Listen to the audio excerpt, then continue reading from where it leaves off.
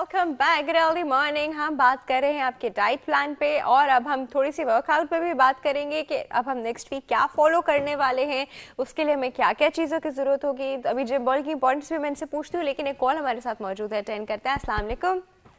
अस्सलाम वालेकुम जी उसी साहब, गुड अर्ली देखिए, मॉर्निंग। आपकी जो एक्सरसाइज करने वाली बेटा वो भी मेरी छोटी बेटी की तरह है। वो बैठी है, पहले तो उनको मुबारकबाद दूंगा। उन्होंने कहा कि डाइटिशियन ही सही बता सकेगा, लेकिन जितने जामे अंदाज में और जितने अच्छे अंदाज में इन्होंने डाइट के बारे में बताया, मेरे ख्याल में शायद अपनी फिजिकल एक्टिविटी से भी ज्यादा नंबर ले गई। बहुत प्यारे अंदाज में बताया, मोटी मोटी गाइडलाइन दे दी, मोटी मोटी चीजें बता दी।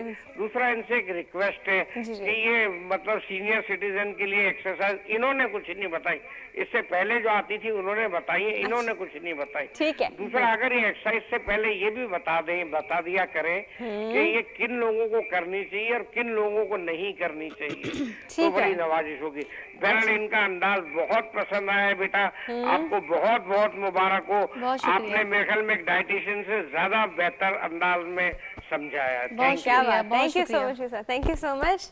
अच्छा, यूसुफ साहब का हमेशा से होता है कि क्योंकि ओल्ड एज है, जॉइंट्स पे फ्लेक्सिबिलिटी नहीं है, इनके लिए एक प्रोग्राम डेडिकेट किया गया था सीनियर सिटीजन के ऊपर। एग्जैक्टली। लेकिन ये है कि अभी मैं आपको बता दूं राफिया, हमारा वेट रिडक्शन प्रोग्राम का 3rd वीक कंप्लीट हो चुका है, ठीक है।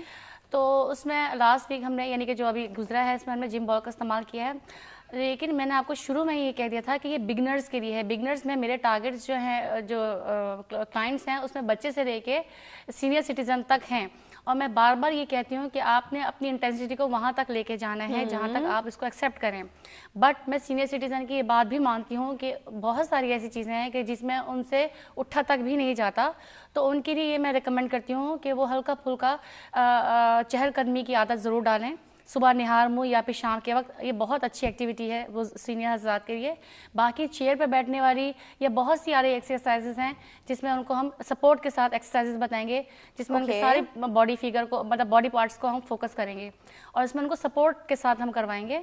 और उसमें बहुत ज़्यादा चीज़ें ऐसे इंक्लूड है कि जिसमें वो नहीं कर सकते, उनको सपोर्ट चाहिए होती है। बहुत सारी ऐसी चीज़ें हैं जो चेयर पर वो कर सकते हैं। सही। मुझे पता है उनकी प्रॉब्लम बहुत सीवियर टाइप की होती हैं, क्योंकि मेरे खुद पेरेंट्स हैं, मुझे पता है कि हर तरह के क्लाइंट्स हमारे पास होते हैं, तो हमें हर एक को इंडिविजुअली तरीके से देखना होता है। अच्छा, तो आप अपने पेरेंट्स को जबरदस्ती एक्सरसाइज कराती हैं, उठे करें मतलब चलें ये करें? ऐसा नहीं होता, मतलब आपके माइंड में है ना कि वो कितने प्रॉब्लम में होते हैं।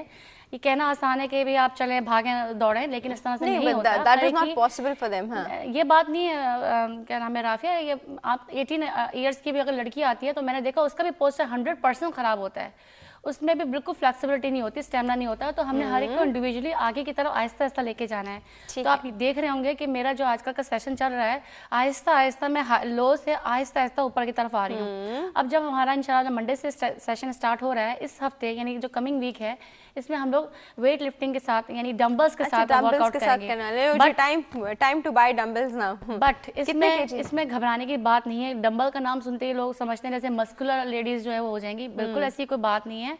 ये एक्चुअली क्या है, आपके अपर बॉडी के लिए, जिसमें आपके बाइसेप ट्राइसेप के लिए जो लूज स्किन हो जाती है उसको टाइट रखता है, फर्म रखता है, टोन करता है। दूसरी बात ये चेस्ट के और बैक शोल्डर्स में जो लोगों को प्रॉब्लम होती है इससे काफ़ी हद तक दूर होती है।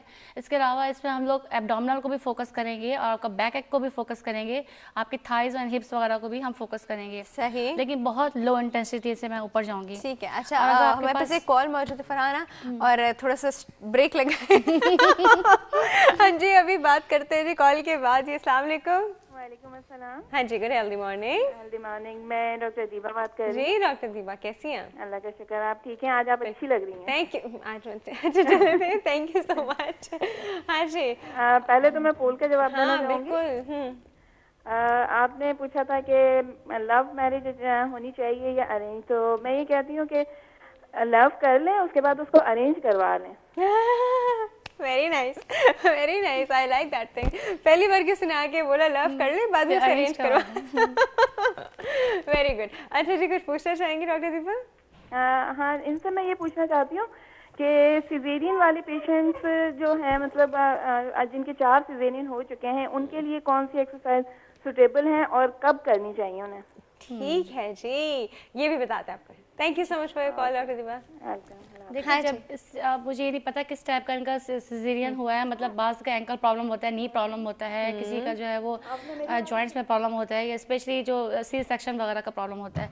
इसमें ये कि एक टाइम पीरियड दिया जाता है आपको, क्योंकि आप इतनी जल्दी आप खड़े होकर एक्सरसाइज नहीं कर सकते। जैसे मैं बोलती हूँ, अगर आपकी नॉर्मल डिलीवरी है और आप एवरीथिंग इज़ ओके, तो डॉक्टर तो कहते हैं आप पहले दिन से आप एक्शन में आ जाइए, अपने आप को मतलब पेशेंट ना समझें, बी एक्टिव। उसी वक्त आपने वॉशरूम जाना है, मतलब हर चीज़ खुद से करने की कोशिश करनी है, नर्स पे या अपने मेड पे डिपेंड नहीं करना।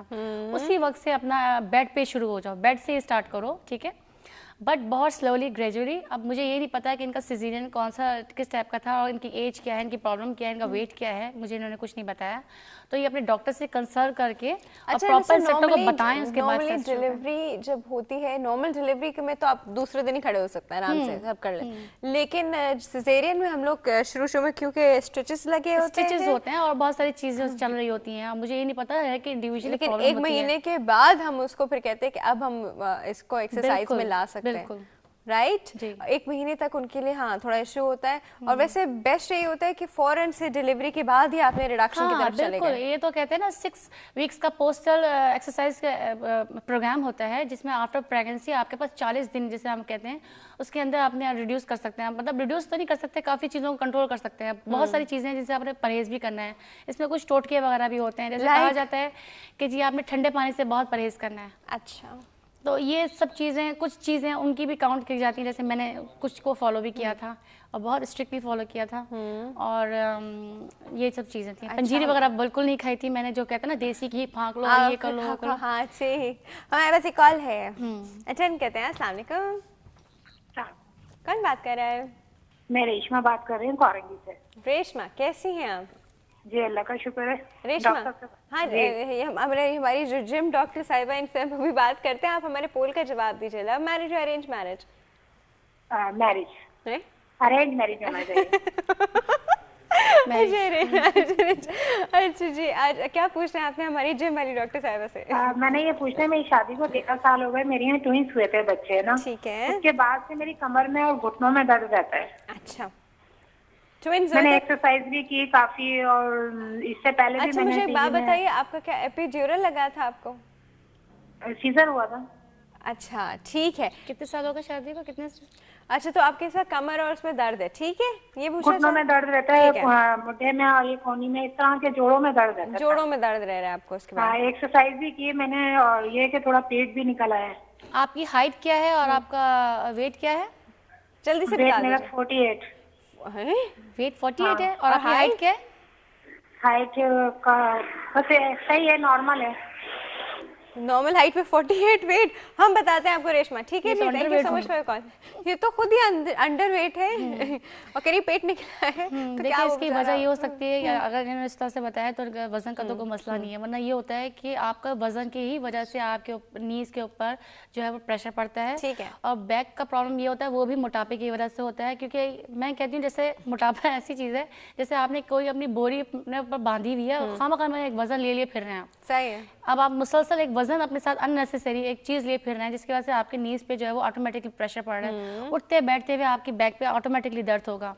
स्पेशली उन हजरात को या लेडीज को जिनकी हाइट ज़्यादा अच्छी होती है, लंबी होती है, 6 तक होती है, उनमें अमूमन जो है जिनकी फिजिकली एक्टिविटी 0 होती है, ठीक है, उनकी कमर का दर्द बहुत कॉमन है। सही। अच्छा, तो जल्दी से हम लोग एक एक्सरसाइज हम लोग इनके लिए भी कर लेंगे जिनकी जोड़ों में दर्द होता है। प्रोग्राम का वक्त जो है वो बिल्कुल ख़त्म हो गया है, और नेक्स्ट वीक जो है फरहाना जो है वो डम्बल्स के साथ एक्सरसाइज हमें बता रही हैं। और व्यूअर्स, यहाँ पे हमें इजाज़त देनी पड़ेगी। Farhana, thank you so much for coming, मुझे जल्दी करनी पड़ेगी क्योंकि प्रोग्राम बिल्कुल ख़त्म हो चुका है, चीखें आ रही हैं। तो व्यूअर्स, आप हमें ईमेल कर सकते हैं healthymorning@health-tv.tv, और फेसबुक पे जो हमारा पेज है www.facebook.com/healthtv.tv, इसको जाके लाइक कीजिए और इसकी वॉल पे आप हमसे कोऑर्डिनेट कर सकते हैं, बात कर सकते हैं।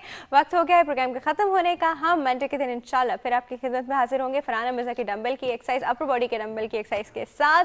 आप लोग हेल्थ टीवी देखते रहिएगा, अपना बहुत ज़्यादा ख्याल रखिएगा। अल्लाह हाफिज़।